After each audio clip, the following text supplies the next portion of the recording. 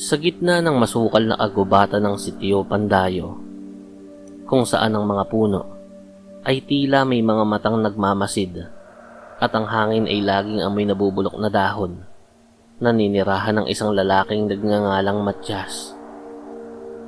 Noong unang panahon, si Matyas ang pinakamasayahing tao sa baryo.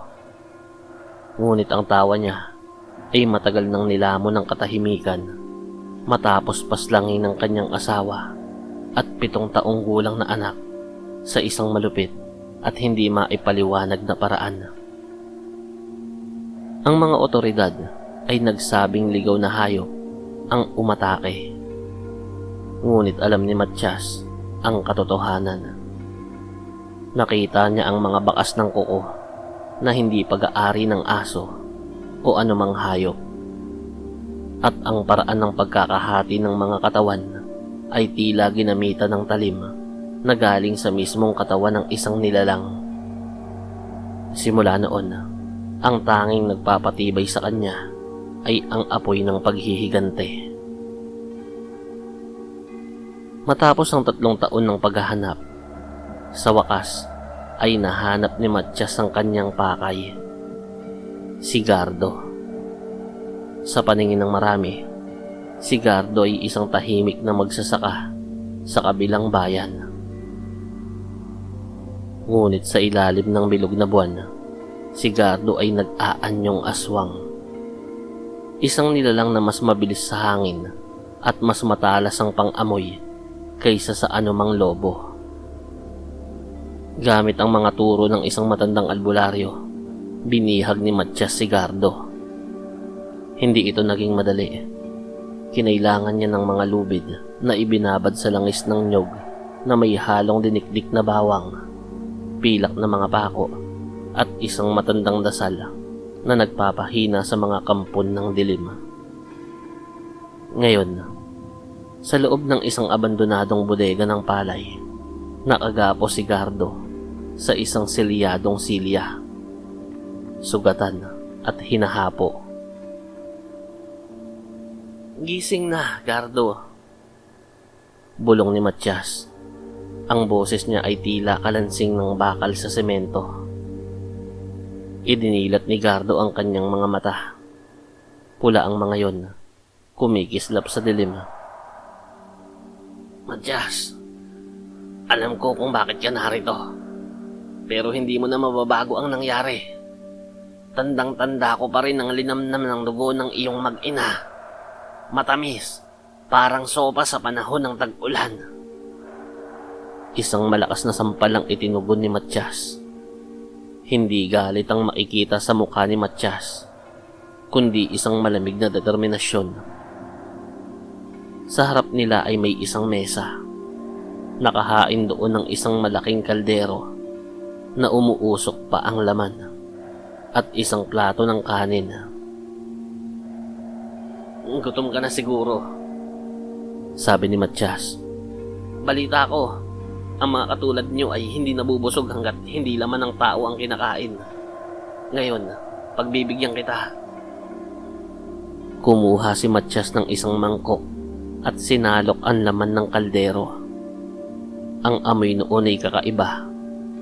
Malansa na may halong matapang na mga pampalasa. Inilapit niya yun sa bibig ni Gardo. Ayoko!" Pagmamatigas ni Gardo. Bagaman ang kanyang sikmura ay kusang kumukulo sa amoy ng karne. "Kumain ka," utos ni Matyas. "Dahil ito ang huling pagkakataon na makakatikim ka ng laman." Gamit ang isang kutsilyo, pinuwersa ni Matyas na ibuka ang bibig ni Gardo. Isinubo niya ang isang malaking piraso ng karne. Sa simula, dumaan ang isang kislap ng sarap sa mga mata ni Gardo. Bilang aswang, ang hilaw o lutong laman na ay biyaya.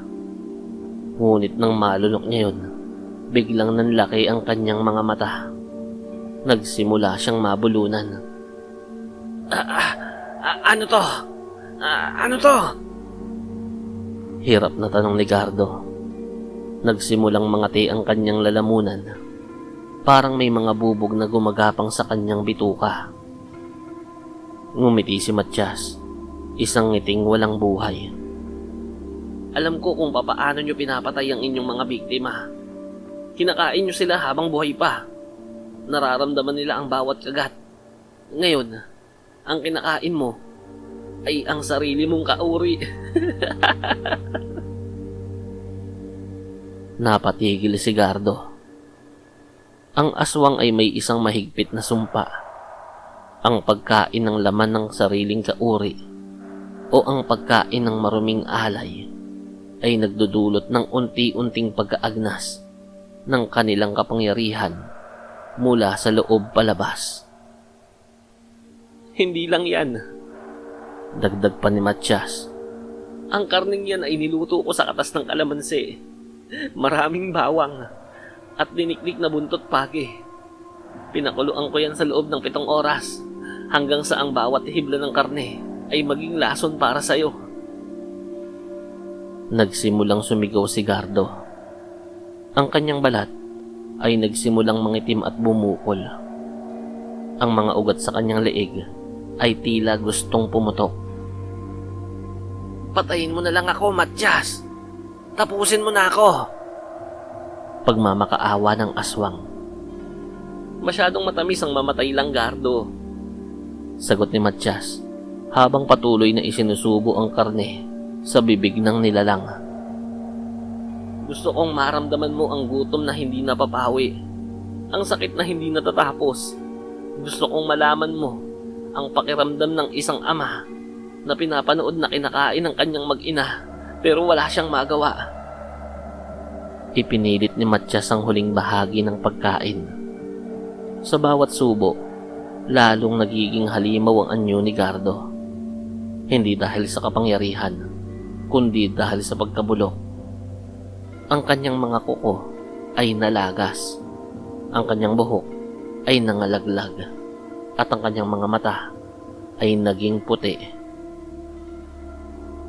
Lumipas ang mga oras.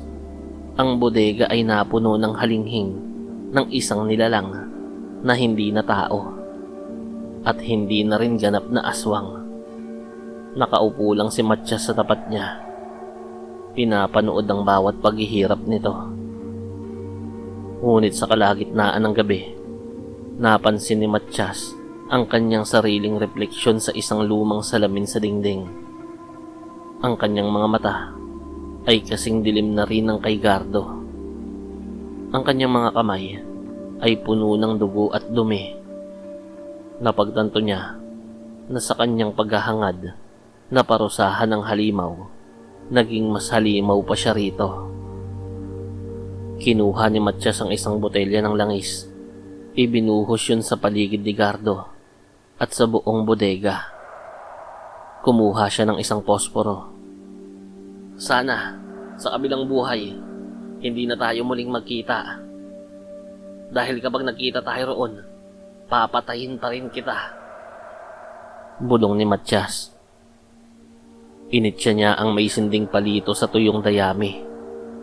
Sa isang iglap, nilamon ng apoy ang bodega.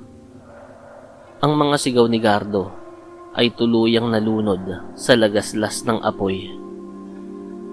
Lumabas si Matias sa bodega habang ang apoy ay nagpapaliwanag sa madilim na langit. Hindi siya lumingon. Naglakad siya palayo. Hindi alam kung saan tutungo. Ang bigat sa kanyang dibdib ay hindi pa rin nawawala. Ngunit ang apoy ng paghihigante ay napalitan na ng abo. Sa huli, ang kwento ni Matias ay hindi tungkol sa tagumpay. Ito ay tungkol sa katotohanan na ang paghihigante ay isang piging kung saan ang nagluluto at pinapakain ay parehong nakararamdam ng matinding sakit at kalungkutan.